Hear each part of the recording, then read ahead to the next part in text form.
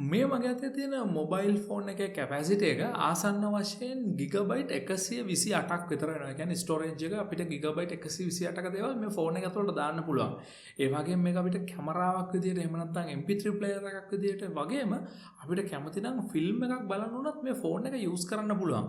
ඉතින් මේ mobile phone industry එක කියලා කියන්නේ බොහොම රැපිඩ් දියුණු වෙන අපිට සීග්‍රෙන් අලුත් වෙනස්කම් දකින්න ලැබෙන අලුත් පහසුකම් බයෝමෙට්‍රික්ස් ස්කෑන් කරන්න පුළුවන් වගේ අලුත් පහසුකම් දකින්නට ලැබෙන ඉන්ඩස්ට්‍රි එකක්. ඒක සෑහෙන දියුණු වෙනවා වගේම අලුත්ම ටෙක්නොලොජි වලින් එන මොබයිල් ෆෝන් ගැන ඔයගොල්ලෝ දන්නවා.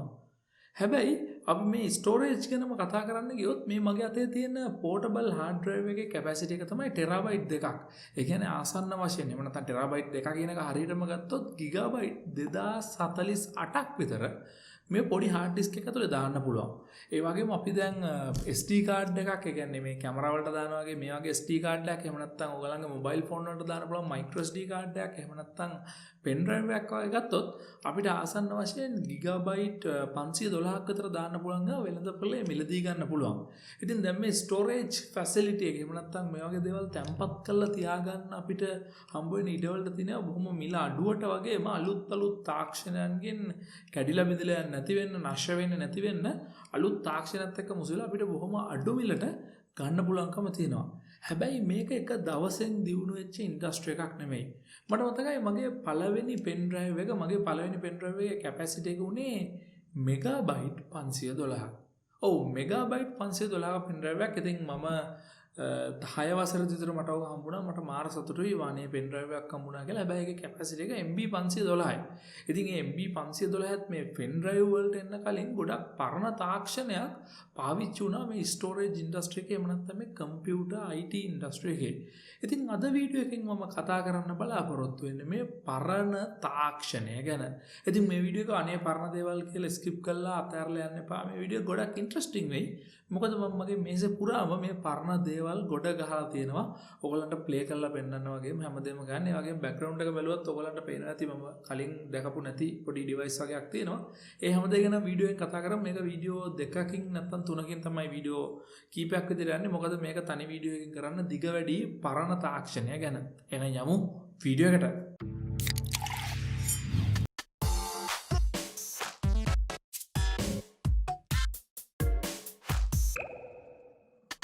ඉතින් මේ තියෙන්නේ මගේ අතේ DVD එකක් ඒ වගේම මේ තියෙන්නේ CD එකක්. මේක ඔයගොල්ලෝ දන්නවා CD DVD කියන එක ඔයගොල්ලෝ අනිවාර්යයෙන්ම පාවිච්චි කරලා තියෙන්නේ. එහෙම නැත්නම් ඔයගොල්ලෝ දැකලා තියෙන්නේ. මොකද දැනටත් මේ තාක්ෂණය වෙළඳපොලේ තියෙනවා. ඒ වගේම මේක දැනටත් පාවිච්චි වෙන මිල අඩු තාක්ෂණයක්. මේ CD DVD කියන එක. ඉතින් මේ ගැන ඔයගොල්ලෝ දන්නවා. ඉතින් මේක ගැන කතා කරන එක තේරුමක් නැහැ. මේක ආලෝක කිරණයක් මාර්ගයෙන්. එහෙම නැත්නම් DVD කියන්නේ digital versatile disk. CD එකක් කියන්නේ compact disk කියන එක. මේ දෙකම ලේසර් කිරණයක් මාර්ගයෙන් කියවන තාක්ෂණයක්. ඒක ඔයගොල්ලන්ගේ ගෙදර තියෙන DVD ප්ලේයර් එක එහෙම නැත්නම් ඔයගොල්ලන්ගේ කම්පියුටර් එක ලැප්ටොප් එක ඔයගොල්ලෝ ප්ලේ කරන් දන්නවා. ඒ වගේම තාක්ෂණය පාවිච්චි වෙනවා. ඉතින් මීටත් කලින් මොනවද පාවිච්චි උනේ? අපි බැලුවොත් වීඩියෝ තැම්පත් කරන්න. එහෙම නැත්නම් දැන් අපි DVD එක නම් අපි ෆිල්ම්ස් ගේනවනේ, CD එකත් ෆිල්ම්ස් ගේනවනේ. මේ විදිහේ වීඩියෝ තැම්පත් කරන්න පාවිච්චි උනේ ගොඩක්ම ඉස්සර කාලේ. මෙන්න මේ මගේ පිටිපස්සේ තියෙන තාක්ෂණය ඔයගොල්ලන්ට පේනවා ඇති මෙතන පොඩි ඩිවයිසස් දෙකක් තියෙනවා. කියන්නේ ප්ලේයර්ස් දෙකක් තියෙනවා. ඒ වගේම උඩින් තියෙනවා නේද පොඩි පොත් සෙට් එකක් වගේ මේවා වගේක්. ඒවට කියන්නේ VCD කියලා. ඉතින් මම මේ ගැන YouTube ස්ටෝරි එකක් දැම්මා වගේම කමියුනිටි පෝස්ට් එකක් දැම්මා. ඒ වගේම Instagram පෝස්ට් එකකුත් මම දැම්මා. මේක ගැන දන්නවනම් කමෙන්ට් කරන්න. ඉතින් සමහරව කමෙන්ට් කරලා දෙන්න අපි ඉස්සර ඩෙන්ටිටි දීලා තමයි මේව අරන් ආවේ කියලා. ඉතින් මේක VCD එකක්. එහෙම නැත්නම් වීඩියෝ කැසට් එකක්. ඉතින් මේක ප්ලේ කරන්න පුළුවන් ප්ලේයර් එක තමයි මේ පිටිපස්සෙන් තියෙන්නේ. අපි මේක ගැන කතා කරමු ඉස්සරහට. මේක ගැනත් මම අද වීඩියෝ එකෙන් කතා කරන්නේ නැහැ. ඉතින් මම මේක උනාට එළියට අරගෙන පෙන්නන්න.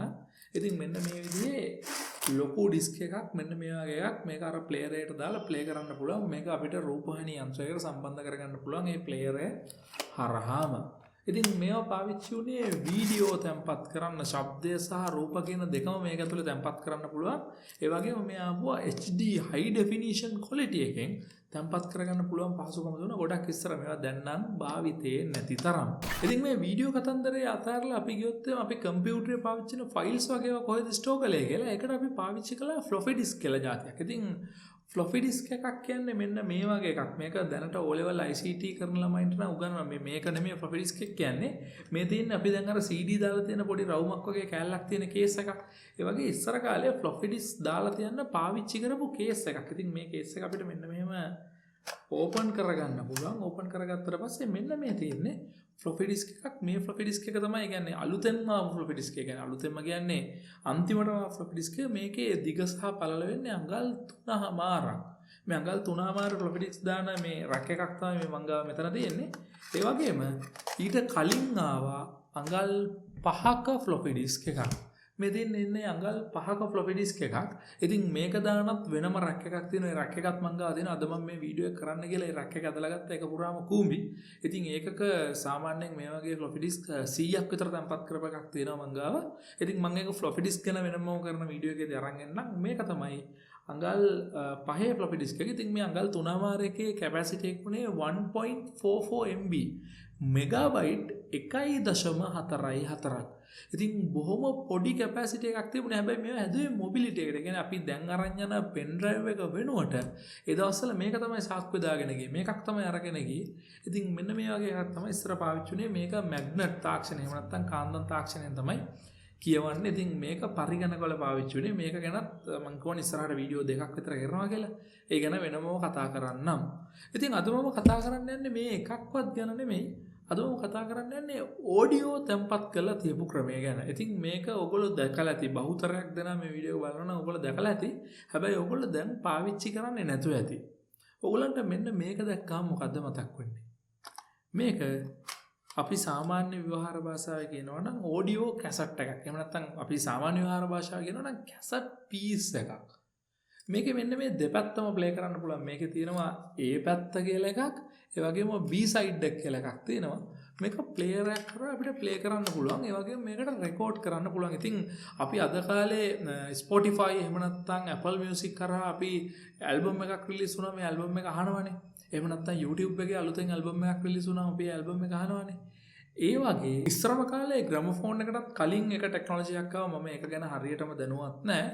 ඊට පස්සේ මේ ග්‍රැමෆෝන් එකේ ගල් තැටි කියන જાතිය ආවා. ග්‍රැමෆෝන් එක ආවා. ඊට පස්සේ තමයි මෙන්න මේ කැසට් පීස් වලට මේ තාක්ෂණය එක්ස්පෑන්ඩ් වුනේ. එහෙම නැත්නම් මේ කැසට් පීස් කියන එක ලෝකෙට ආවේ. මිනිස්සුන්ට පාවිච්චි කරන්න පුළුවන් තත්ත්වයට ආවේ. ඉතින් මේක සෑහෙන්න ජනප්‍රිය වුණා. ඒ වගේම ගායකයෝ ගොඩක් අය වංගා තියෙනවා රිලීස් කරපු ඔරිජිනල් ඇල්බම් වල කැසට් පීස් පවා. උදාහරණයක් විදිහට වික්ටර් රත්නායක මහත්තයාගේ අමාදාර ඇල්බම් එක මේ. වික්ටර් රත්නායක මහත්තයාගේ අමාදාර ඇල්බම් එක. ඒ වගේම මෙතන මං ගාව තියෙනවා අබේවර්ධන බාලසූරිය සහ නිරංජලා සරෝජිනී කියන දෙන්නාගේ කල්පනා ලොව කියන ඇල්බම් එක. ඉතින් මෙන්න මේ විදිහට කැසට් පීස් එහෙම නැත්නම් කැසට් ඇල්බම් රිලීස් වුණා. මිනිස්සුන්ට මිලදී ගන්න පුළුවන් වෙන විදිහට දැන් හරියට Spotify, Apple Music වලට ඇල්බම් රිලීස් වෙනවා වගේ. දැන් සනුකගේ ඇල්බම් එකක් අපි අහනවා මෙන්න සනුක අලුතෙන් ඇල්බම් එකක් දාලා කියලා. එහෙම නැත්නම් Drill Team එකේ ඇල්බම් එකක් දාලා කියලා අපි අහනවා. ඉතින් ඒ වගේ ඉස්සර කාලේ මෙන්න මේ විදිහට තමයි ඇල්බම් එක රිලීස් වුණේ කැසට් පීස් එකක් විදිහට. මේ අමාදාර ඇල්බම් එක. එතකොට ඒ දවස්වල ඔන්න වික්ටර් රත්නායක මහත්තයාගේ අමාදාර ඇල්බම් එක රිලීස් වෙලා කියලා කට්ටිය ගිහලා මේක මිලදී අරගෙන තමයි අහන්නේ ගෙදර ගෙනල්ලා තමන්ගේ කැසට් ප්ලේයර් එකේ. ඒ වගේම අපි අද කාලේ අපේ මොබයිල් ෆෝන් එකට හෙඩ්ෆෝන් එකක් ගහගෙන එහෙම නැත්නම් දැන් අලුතෙන් තියෙනවා වයර්ලස් හෙඩ්ෆෝන්ස් අපි එකක් ගහගෙන අපි එන ඇල්බම් එක අහනවා වගේ. ඒ දවස්වල දැන් අපි MP3 ප්ලේයර්ස් iPod වගේවත් පාවිච්චි කරනවානේ. ඒ දවස්වලත් මේක මොබයිල් කරන්න. ඒ කියන්නේ ගෙදර මේ වගේ ප්ලේයර් එකකුත් තියෙනවා. ඒ කියන්නේ සෙටප් එකත් එක්ක කැසට් දාන්න පුළුවන් ප්ලේයර් එකකුත් තියෙනවා සාමාන්‍ය ගෙවල් වල පාවිච්චියට. ඒ වගේම මේ කැසට් කියන එක මොබයිල් අරගෙන යන්න MP3 ප්ලේයර් එක වෙනුවටත් ඩිවයිස් එකක් පාවිච්චි වුණා. ඒක තමයි මෙන්න මේ මිනි පෝටබල් කැසට් රෙකෝඩර් එක. එහෙම නැත්නම් මේක රෙකෝඩර් එකක්. එහෙම නැත්නම් මිනි පෝටබල් කැසට් ප්ලේයර් එකක් තියෙනවා. ඉතින් මේක දැක්කාම ගොඩක් අයට මතක් වෙන්න ඇති තමන්ගේ අතීතය. අපි ඉස්සර කාලේ මේ වගේ එකක් පාවිච්චි කළා නේද කියලා. ඉතින් මේක දැනට දැකලා නැති අය කියන්නේ උදාහරණයක් විදිහට 2000න් පස්සේ පරම්පරාව වගේ මේවා පාවිච්චි කළා නැතුව ඇති අනිවාර්යයෙන්. මොකද මේ තාක්ෂණය දැන් පාවිච්චි වෙන්නේ නැති හින්දා. හැබැයි මේක දැකපුවා ඇති ඕන්තරම්. මට මතකයි අපි පොඩි කාලේ මේක ඇතුලේ මේ අයින් කරපු කැසට් පීස් එක ඇදගෙන යනවා නිකන් සෑහෙන දිගයි මේ කැසට් රෝලක්. ඒ කියන්නේ අපි මේ පීස් එකක් ගත්තොත් එහෙම මේ කැසට් එකක් ඇතුලේ තියෙන්නේ අර මේ VCD එකේ තියෙන වගේම මැග්නටික් රෝලක්.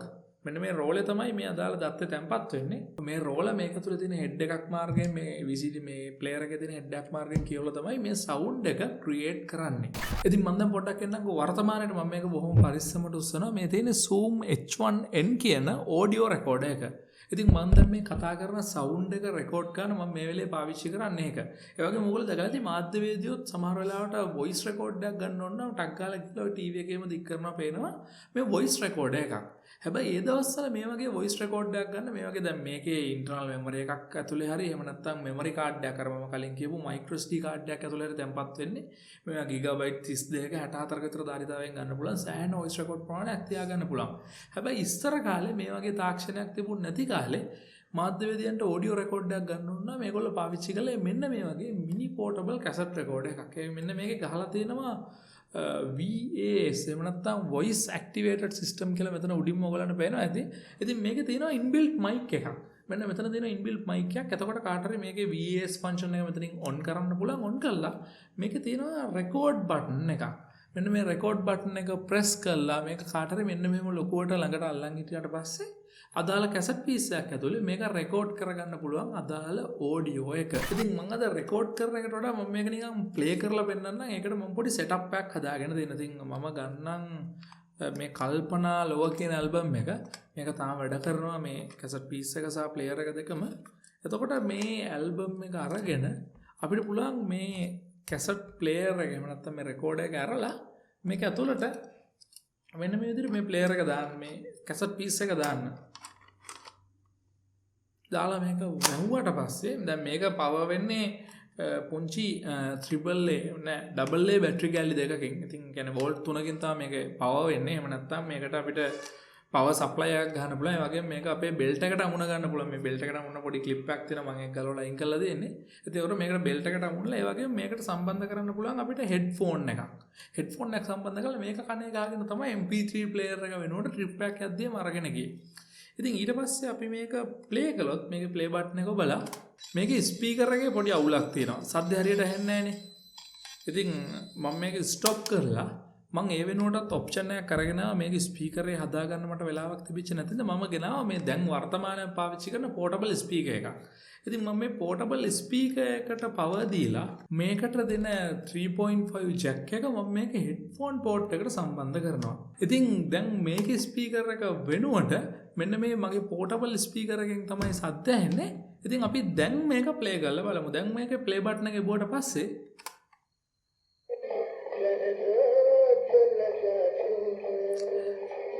දැන් සමහර විට මම සද්ද අඩු කරන්න. ඕගොල්ලන්ට ඇහෙනවා ඇත්තේ මේ සද්ද ටිකක් අපහැදිලිව. මොකද මේ ස්පීකර් එකෙන් ඇවිල්ලා මයික් එකෙන් ඇහෙන ඉඳලා හැබැයි ඇත්තටම මේ සද්දේ සාමාන්‍ය තරමේ පැහැදිලිකමකින් අපිට අහගන්න පුළුවන්. ඒ කියන්නේ සාමාන්‍ය තරම කියන්නේ අපි මේක පෝස් කරමු. අපිට හොඳටම සුපිරි පැහැදිලි ස්ටීරියෝ එහෙම නැත්නම් අර දෙපැත්තට ඇහෙන සද්දෙන් අහගන්න බැරි වුණත් මේක හෙඩ්ෆෝන් එකට සම්බන්ධ කළාට පස්සේ බොහොම පැහැදිලිව හොඳ වොයිස් එකකින් තාමත් මේ කැසට් පීස් වැඩ කරනවා. ඉතින් මේකේ තියෙන අවාසියක් තමයි එකක් මේකේ පුෂ් බැඳෙනවා. මේ කැසට් පීස් එක කාලගුණිත තත්ත්වවලදී පුෂ් බැඳෙනවා. ඉතින් එතකොට කොටන් බට් එකකින් ඇල්කොහොල් ගාලා වගේ මේක පිහදාන්න ඕනි. මොකක් හරි පුෂ් මේ හෙඩ් එකක වුණොත් හෙඩ් එක සවුත් වෙනවා. ඒ වගේම මේක ළඟට අපි කාන්දමක් ලං කරොත් ප්‍රබල කාන්දමක් මේකට ලං කළොත් මේ කැසට් පීස් එකේ තියෙන දත්ත එහෙට මෙහෙට වෙන්න පුළුවන්. මොකද මේවා කාන්දම් තාක්ෂණයෙන් කියවන හින්දා මම ආයි මේක ප්ලේ කළොත්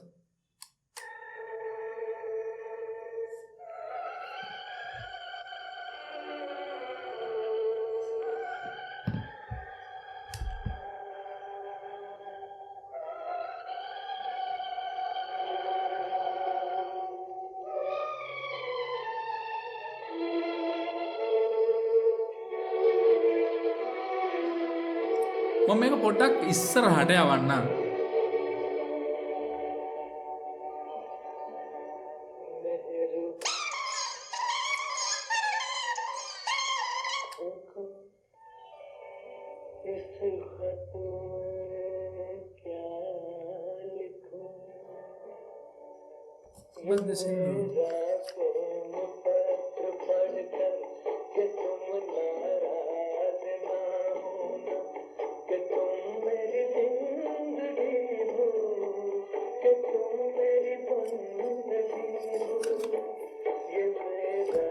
හරි අපි ගිහිල්ලා බලමුද වික්ටර් රත්නායක මහත්තයාගේ අමාදාර ඇල්බම් එකට. මේක ස්ටොප් කරලා මේ කැසට් පීස් එක එළියට අරගෙන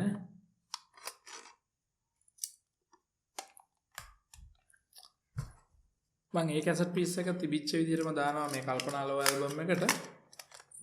ඊට පස්සේ අපි වික්ටර් රත්නායක මහත්තයාගේ අමාදාර ඇල්බම් එක ගත්තොත් එළියට අමාදාර එකේ අපි ඒ පැත්ත ප්ලේ කරමු.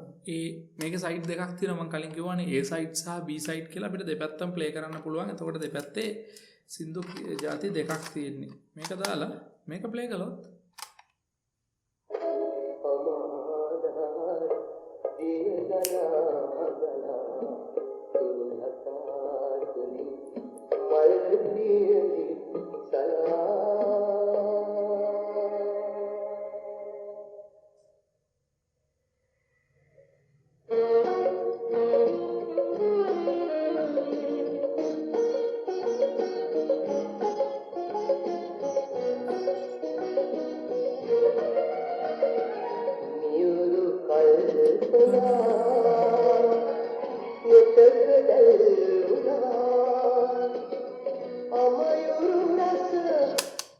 ඉතින් මම දිගටම සින්දු ප්ලේ කරන්න බලාපොරොත්තු වෙන්නේ නැහැ වීඩියෝ එක ඇතුලේ. ඉතින් මේක තියෙන එක වාසියක් තමයි. ඒ කියන්නේ මම මේ නවීන තාක්ෂණයත් එක්ක කම්පෙයාර් කරලා ගත්තොත් එක වාසියක් කියන්නේ අපිට මේක සංරක්ෂණය කරගන්න පුළුවන් ක්‍රමයක් තමයි. දැන් මේ වගේ ප්ලේයර් එකකින් අපිට අවුට් එකක් ගන්න පුළුවන් නේ. හෙඩ්ෆෝන් අවුට් එකක් එහෙම නැත්නම් ඔඩියෝ අවුට් එකක්. මේ අවුට් එක අරගෙන කම්පියුටර් එකකට දාලා දැන් උදාහරණයක් විදිහට හිතන්නකෝ දැන් මේ සින්දුර සංරක්ෂණය වෙලා YouTube එකේ වගේ බලන්න පුළුවන් නේ. එහෙම සංරක්ෂණය වෙච්ච නැති වොයිස් එකක් මේ හෙඩ්ෆෝන් අවුට් එකකින් එන ඔඩියෝ අවුට් එක අරගෙන කම්පියුටර් එකට දීලා කම්පියුටරේ කැප්චර් කාඩ් එකක් කරා අපිට කම්පියුටරේ වොයිස් රෙකෝඩින් සොෆ්ට්වෙයාර් එකක් පාවිච්චි කරලා මේක සංරක්ෂණය කරගන්න රෙකෝඩ් කරගන්න පුළුවන්කම තියෙනවා. ඉතින් එහෙම පොඩි වාසියකුත් තියෙනවා අපිට මේක නැති වෙන්න දැනට අපේ නවීන තාක්ෂණයට සංරක්ෂණය කරගන්න පුළුවන්. ඉතින් ඒක තමයි කැසට් පීස් වල කතාව. ඉතින් අද අපි මේ වීඩියෝ එකෙන් කතා කළේ පරණ තාක්ෂණය ගැන. ඉතින් මම අද පොඩි ඉන්ට්‍රොඩක්ෂන් එකක් ගත්තා මගේ වීඩියෝ එකට. මම කතා කළා VCD ගැන, ඊට පස්සේ floppy disk ගැන. ඒ වගේම මම කැසට් පීස් ප්ලේ කරලා කැසට් පීස් ගැන ඒ කතන්දරය කියලා දුන්නා. ඉතින් මේ පරණ තාක්ෂණය ගැන මට වඩා ගොඩාක් දේවල් දන්නේ නැහැ. මම දන්නවා මේ වීඩියෝ එක බලනවා. මොකද මමත් එහෙම මේ කැසට් පීස් ඉස්සර ඉඳලා පාවිච්චි කරපු කෙනෙක් නෙමෙයි. මම මේ මගේ තාත්තාගේ කලෙක්ෂන් එකකින් තමයි මම මේ ටික ඔක්කොම අරගෙන ප්ලේ කළේ. ඒ කියන්නේ මේ floppy disk මේ අඟල් 5 floppy disk එකේම අපිට කවදාවත් ගන්න කඩේ තිබුණේ. මට මතකයි මම අඟල් 3මාර floppy disk එක පාවිච්චි කළා. මම 2 වසරෙන් ඉඳිද්දි 3 වසරෙන් ඉඳිද්දි අඟල් 3මාර floppy disk එක පාවිච්චි කළා. හැබැයි මේ අඟල් 5 floppy disk එක මම ගත්තේ තාත්තාගේ කලෙක්ෂන් එකේ. ඉතින් එතකොට ඊට පස්සේ මේ VCD ටික මේ ඔක්කොම ගත්තේ තාත්තාගේ කලෙක්ෂන් එකේ. ඉතින් මේවා අපි පාවිච්චි කරපු නැති තාක්ෂණයක්. ඒ වගේම දැන් ඉස්කෝලේ ණයට උගන්වනවා මැග්නටික් මීඩියා යටතේ ෆ්ලොපි ඩිස්ක් කියලා එකක් තියෙනවා කියලා. හැබැයි ඒගොල්ලෝ කවදාවත් ෆ්ලොපි ඩිස්ක් එකක් දැකලත් නැහැ, පාවිච්චි කරලත් නැහැ. ඒ වගේම කැසට් පීස් කියන එකත් දැන් අභාවයට ගිහිල්ලා තියෙන්නේ. ඉතින් ඕගොල්ලෝ මේ ගැන දන්න හැමදේම පල්ලෙහා කමෙන්ට් සෙක්ෂන් එකේ කමෙන්ට් කරන්න. ඒ කමෙන්ට්ස් මට ගොඩක් වටිනවා. ඉතින් VCD ගැන වෙන්න පුළුවන්, ෆ්ලොපි ඩිස්ක් ගැන වෙන්න පුළුවන්. එහෙම නැත්නම් කැසට් පීස් ගැන වෙන්න පුළුවන්. එහෙම නැත්නම් ඕගොල්ලෝ දන්න වෙනත් ඔය ගල් තැටි කියන එහෙම නැත්නම් ඒ ග්‍රැමෆෝන් ගැන තියෙන පරණ තාක්ෂණය ගැන වෙන්න පුළුවන්. කමෙන්ට් කරන්න පල්ලෙහාන්. ඒ කමෙන්ට් එක මට ගොඩක් වටිනවා. ඉතින් මොකද හිතන්නේ අද වීඩියෝ එක ගැන? ඒ හිතන හැමදේම පල්ලෙහා කමෙන්ට් සෙක්ෂන් එකේ කියන්නේ මම මේ වගේ පරණ තාක්ෂණය ගැන කතා කරන්න දෙපාද කියලා. මම මේ සෙටප් එක ගැන එහෙම නැත්නම් මේ VCD ප්ලේයර් එක ගැනත් ලොකු වීඩියෝ එකක් කරන්න බලාපොරොත්තු වෙ ඉන්නවා. මම හරි ආසාවෙන් මේ ප්ලේයර් එක එළියට ගත්තේ. තාත්තගේ ප්ලේයර් දෙකම. ඉතින් එහෙනම් තවත් අලුත් වීඩියෝ එකකින් ඉක්මනටම හම්බෙමු. ඉතින් මේ වීඩියෝ එකට මම මගේ මේසේ පුරාම බඩු තියෙනවා. ඒ කියන්නේ මම මේ CDs මේ කැසට් ගෙනාවා, ඊට පස්සේ ප්ලේයර්ස් ගෙනාවා, ස්පීකර්ස් ගෙනාවා, පවර් බෑන්ක් ගෙනාවා, හැමදේම ගෙනාවා. ඉතින් මේ ටික දැන් ආයෙ අස් කරන්නත් ඕනේ.